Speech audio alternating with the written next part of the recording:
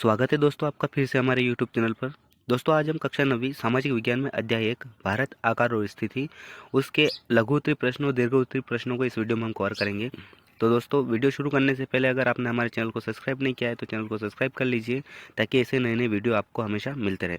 दोस्तों आप चैनल को सब्सक्राइब नहीं करते हैं, जो लोग आपको गलत कंटेंट देते हैं उनके आप सब्सक्राइब कर देते हो और जो आपको सही जानकारी देता है उसके चैनल को आप सब्सक्राइब नहीं करते हो।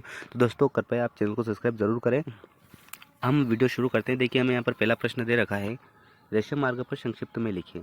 तो इसका उत्तर हो जाएगा, रेशम मार्ग प्राचीन काल और मध्यकाल में ऐतिहासिक व्यापारिक सांस्कृतिक मार्गों का एक समूह था जिसके माध्यम से एशिया, यूरोप और अफ्रीका जुड़े हुए थे।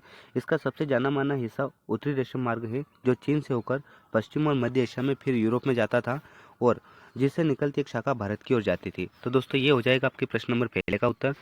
अब प्रश्न नंबर दूसरा देखिए। प्रश्न नंबर दूसरा में दे रखा है यहाँ पर, कन्याकुमारी और कश्मीर में दिन रात की अवधि में अंतर होता है, कोई दो कारण लिखिए। तो इसका पहला कारण हो जाएगा, कन्याकुमारी भूमध्य रेखा के नज़दीक स्थित है जहाँ वर्ष भर सूर्य सिर के ऊपर चमकता रहता है जिससे दिन और रात का अंतर समय जो अंतराल है वो लगभग बराबर रहता है।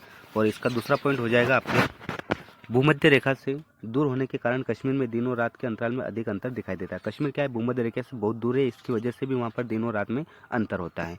अब प्रश्न नंबर तीसरा देखिए, हमें यहाँ पर दे रखा है, स्वेज नहर के निर्माण का भारत व यूरोप के व्यापार में महत्व को लिखिए और हमें कोई दो कारण बताना है। तो इसका पहला कारण हो जाएगा, इस नहर से दुनिया का 10% समुद्री मार्ग होता है। इसके कारण 550 किलोमीटर दूरी कम हो गई है और इसके कारण समय की बचत होती है और कार्य भी जल्दी हो जाता है।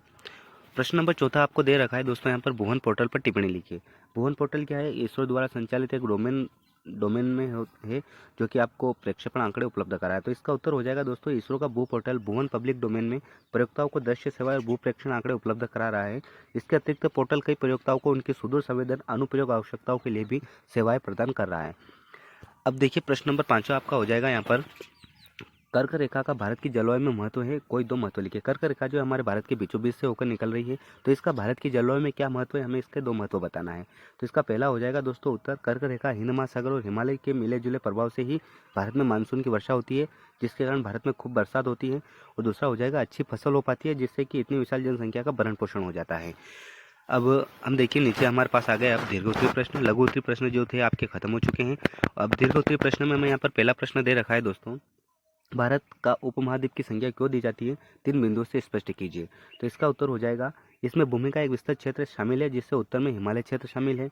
पॉइंट नंबर दूसरा होगा आपका, यह दक्षिण में हिंद महासागर, दक्षिण पश्चिम में अरब सागर है। और तीसरा हो जाएगा, दक्षिण पूर्व में बंगाल की खाड़ी से घिरा हुआ है। यानी कि जो हमारा भारत है 3 ओर से समुद्र से घिरा हुआ है और चौथी ओर जो है इसका हिमालय पर्वत है। तो इसकी वजह से भी हमारे भारत को हम उपमहाद्वीप की संज्ञा देते हैं। उसके बाद देखिए प्रश्न नंबर दूसरा हो जाएगा आपके दीर्घ में, हिंद महासागर में भारत की केंद्रीय स्थिति होने के कोई 3 लाभ लिखे। हिंद महासागर जो है उसमें हमारा भारत जो है बीचों बीच में आता है, केंद्र में इसकी वजह से हमारे भारत को क्या लाभ है उसके हमें 3 लाभ यहाँ पर बताना है। तो देखिए दोस्तों इसका उत्तर हो जाएगा, इसके निम्नलिखित लाभ है। नंबर 1, हिंद महासागर में किसी भी अन्य देश का उतना लंबा समुद्र तट नहीं है जितना कि भारत का है। नंबर 2 हो जाएगा, भारत पूर्वी एवं पश्चिमी एशिया के बीच केंद्रीय स्थिति में है। और इसका हमारा नंबर 3 हो जाएगा, हिंद महासागर जो कि पश्चिमी यूरोपीय देशों और पूर्वी एशियाई देशों को मिलाता है, भारत को केंद्रीय स्थिति प्रदान करता है। उसके बाद प्रश्न नंबर तीसरा देखिए, आपको यहाँ पर प्रश्न नंबर तीसरा है, दीर्घ का भारत में मानक समय की आवश्यकता क्यों है, 3 बिंदुओं से स्पष्ट कीजिए। तो इसका उत्तर हो जाएगा दोस्तों, यह उस देश से स्वीकृत मानक यामोत्तर के लिए स्थानीय माध्य समय होता है। नंबर 2 हो जाएगा, हमारे अपने स्थानों के समय स्थानीय समय कहलाते हैं। इनसे हमारी समय संबंधी स्थानीय आवश्यकता तो पूर्ण हो जाती है किंतु ये अन्य स्थानों के लिए उपयोगी नहीं होते हैं, इसलिए हमें मानक समय की आवश्यकता पड़ती है।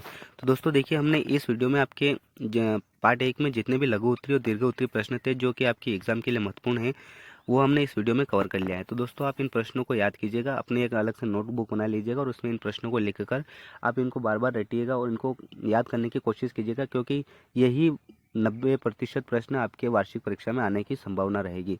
तो दोस्तों अगर आपको वीडियो पसंद आया तो आप वीडियो को लाइक कीजिएगा और अपने दोस्तों के साथ इसे शेयर ज़रूर कीजिएगा।